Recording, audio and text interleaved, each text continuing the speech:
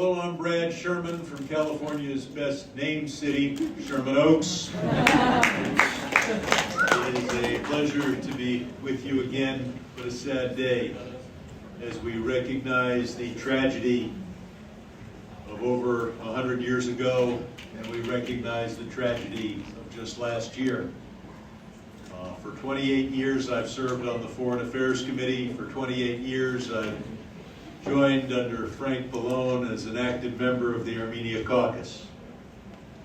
When Jews remember the Holocaust, we are taught that to forget the name of a single victim is to kill them again. Well, Turkey and Azerbaijan demand that we, in effect, re-kill 1.5 million victims of the first genocide of the 20th century. We won't do that. We will remember, because genocide denial is the last step of a genocide. First the people are obliterated, and then they try to obliterate their memory. But genocide denial is also the first step in the next genocide, because it inspires tyrants to believe that they can get away with it. And who will forget when Adolf Hitler had to convince the people around him that he could get away with it? He turned to them and said, "Who today remembers the Armenians?" Well, here we are in 2024, and we remember the Armenians. Those who were subject to the genocide, and those who were driven from their ancient homes in Artsakh.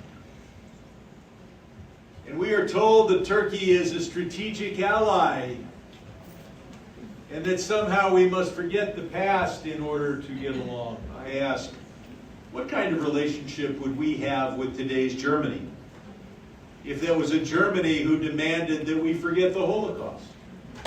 We can have a relationship with Turkey when it's a true democratic country that comes to grips with its Ottoman past. And we must remember that the strength of America is not on how many aircraft carrier groups we have or how many nuclear missiles we have, but how true we stay to our values, to what makes America great. And that starts when we finally, successfully, first in the House, then in the Senate, and then with the presidency, remembered the first genocide of the 21st century, of the 20th century.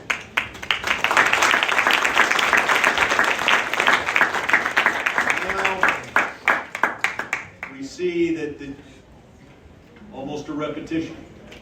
The genocide of 1915 began when the Ottoman Empire began cleansing its northeastern border regions of Armenians and sending them fleeing. We saw it again when 120,000 plus Armenians had to flee their homes in Artsakh.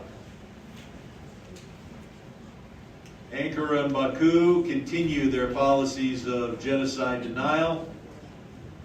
They continued with the pogroms of 1988 and 1990 in Baku and Sumgayit, and they continued with the ethnic cleansing of Armenians just 2 months ago. So the question is, how do we respond? Well, we provide additional aid to the refugees. People ask me, how are we going to finance that? I'm just about the only CPA in Congress, so people expect me to be financially responsible. I'll tell you where we start. We start by ending all aid to Azerbaijan.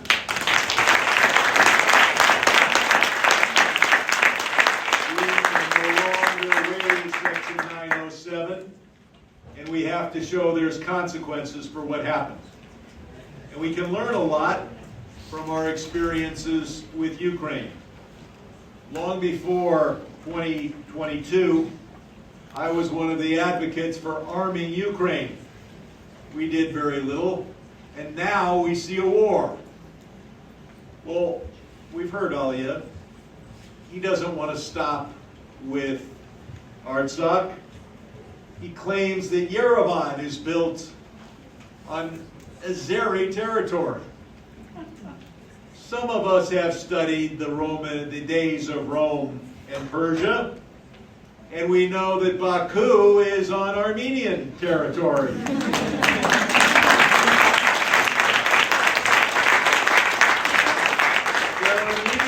Were in this area and throughout the southern Caucasus 1,000 years before Turks, Azeri, Ottoman, Seljuk, or whatever moved to the area. Now, I'm not suggesting that we support Armenian claims to Baku, but I am suggesting that when a man announces, a dictator announces that he has aggression on the mind, that we should respond before the aggression, something we could have learned with Artsakh and something we need to learn with Azerbaijan.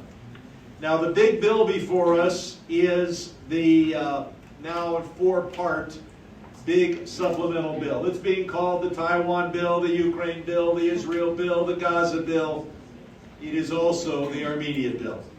Because last week, I got a commitment on the record at the hearing from Samantha Powers, who heads USAID, our foreign aid organization, that if this bill passes, there will be American programs to help those who had to flee and now have to live in Yerevan and elsewhere in Armenia. Now, that's not true justice.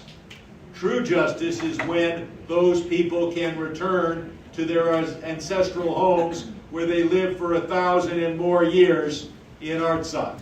But until that happens, Armenia needs the aid that the administration has promised us if this bill passes, and I think it will pass. So we have a long way to go. We have got to make sure that Armenia is safe. We have to impose sanctions on Azerbaijan. We have to work for the return of the refugees to their historic homes, and we need to do it together. So I look forward to working with all of you to have an American foreign policy that reflects our values and that reflects the needs of the Armenian people. I'm Brad Sherman. Thank you very much.